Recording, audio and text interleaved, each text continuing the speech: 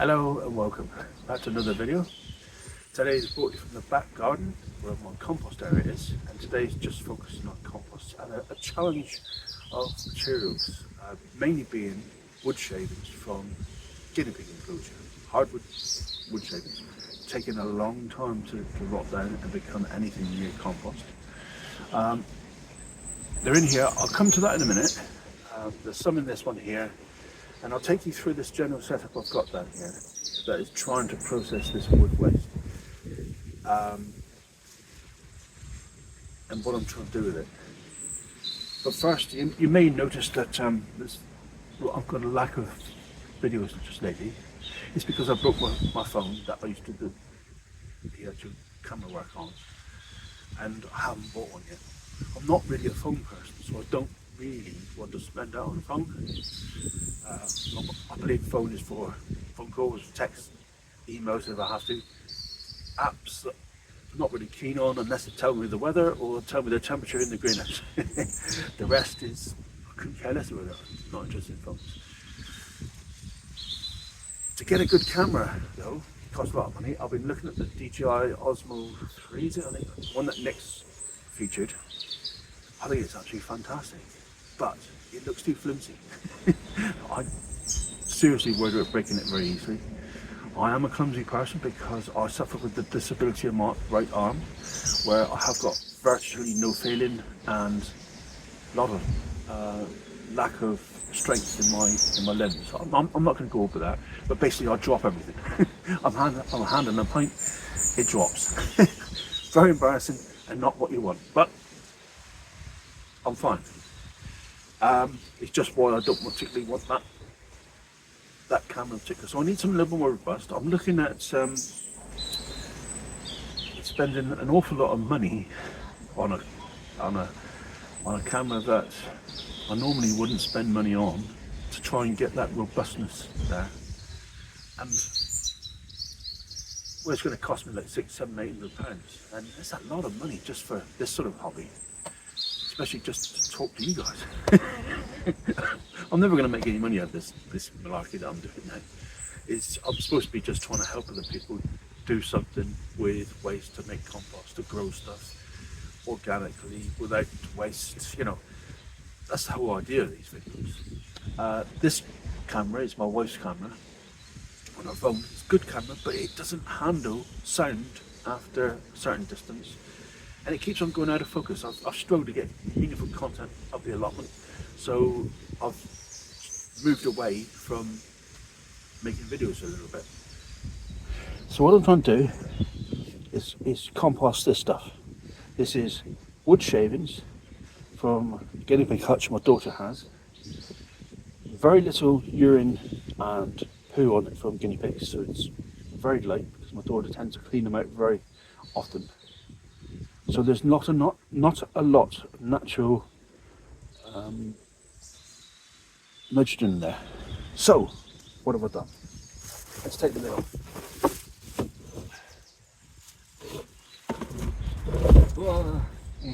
Right, so in here, this is a water butt in here.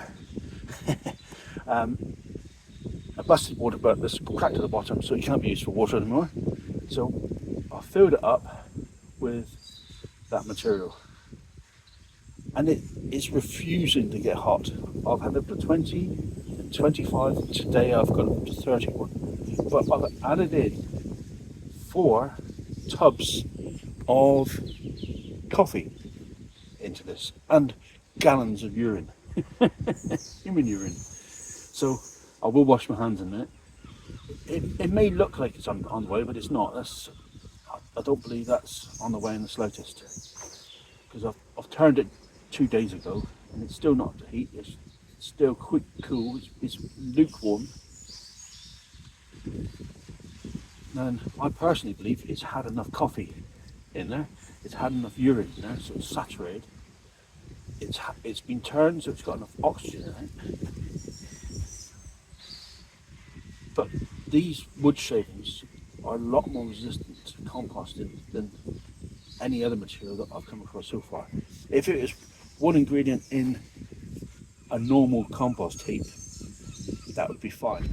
So this is the the Dalek here that has had the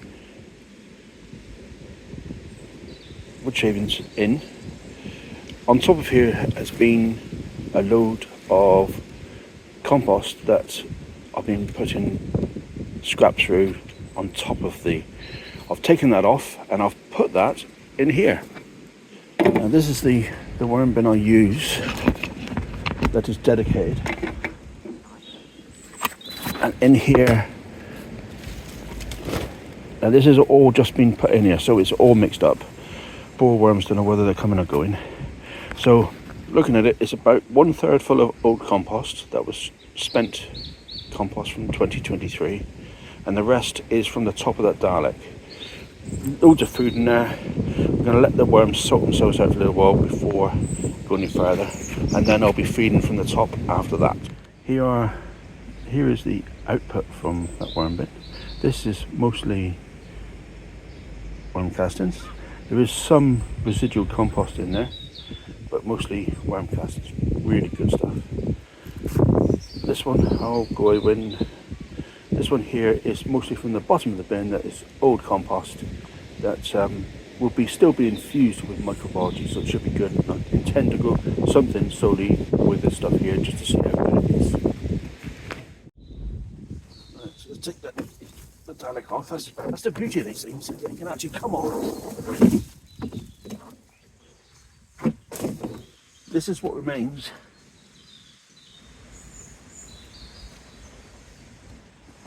And it's not that far gone. I'm not hugely impressed with this. This was started in October. It's had a hot composting process that never ever achieved heat. It really hasn't been a great success. The wood chips and even the hay just haven't gone anywhere. And this has had the hot process that never really got hot. It's had material put on it to a depth of this that I put a lot of waste material through to encourage the worms to try and get that to move on. And I don't really feel very accomplished with this. It's going to need more time, I think. It's not too bad, I guess. Perhaps I'll pick a bad example there. Let's try and pick some more. So it's rid of the worms, which is good. But there's a lot of material there now that hasn't broken down. A lot of wood shavings are still there. So, what are we going to do with this? Well, I actually don't know. We're certainly not going to use it. This requires more time. So what I'm probably going to do is move it into the compost bay over there, because this one needs emptying and we need to get the compost growing. The grass is growing, so we can start making hot compost now. Level it out. In pretty good condition, ready to go. I could use that, except I'm not going to the moment.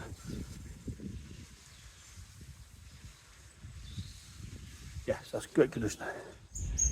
So what I've decided to do is put a couple of these forks down here to try and make sure I keep the level, so I can easily just tell when I'm emptying this compost the level of this new compost that I'm going to put in here. Sort of a Forrest Gump moment. Stop. Stop digging, you fool.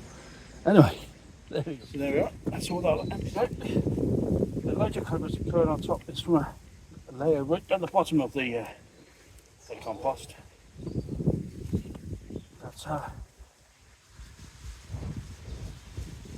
really didn't decompose at all well. So kind of ignore the later colours there. It's this material that I'm not concerned with. I'm frustrated that it's not gone so far. But you see the difference in the video, how much material here is not composted down at all. Now all this will do is sit here. Oops, over that. I'm not sure that I'm going to add anything to it. I'm not sure what I'm going to do yet. I might just add some greens to it. sorry about the shadow. Hang on, guys. There's one more bin I will show you. This is all cat litter material that's been done on wood shavings. And what I've been doing is I've added a lot of urine to it. I've added a small amount of green waste and tea bags to it because there is quite a few worms in here as well. And just want to see if I can transform that into usable compost. It's going quite well, but more importantly to say, that will never be used on vegetables or fruit. This will only be for the ornamental garden, because obviously cat feces, dog feces, all the same, a little bit risky to compost and use on your veg. A quick shout out to Nick the gardener who introduced me to the soil test idea. I'm looking for land at the moment to buy a project that I'm actually trying to go with, and I'm taking soil samples as I go around. The one on the right hand side is a field that had just 4 inches deep soil. I was very reluctant to buy, I got outbid in the end. The soil sample on the left hand side really is that colour, Devon red soil, and that was about 6 inches deep. This is the back part of my house. There's the end of the garden just there, and this is my composting area that I make good use of. And then I'm keeping it on the same angle. That really is as steep as it looks going down to the valley. And it's wonderful down here. It's overrun with deer, sadly, and it's only sadly because I love deer, but there's too many of them. When we first moved in this place, this was a luxuriant growth. Now it's quite decimated. Excuse the cage on there, it slipped down there yesterday and it's so slippery I haven't been able to pull it back up. It's an old dog cage. There's a couple of plants that shouldn't belong down here, like this one here, but generally speaking the rest of it is all entirely natural, beautiful, but a little bit too far eaten. One of the reasons you can see it is eaten, you see the deer sized gap between the trees and the ground there. Anywhere the deer can reach is eaten. Bless the little souls.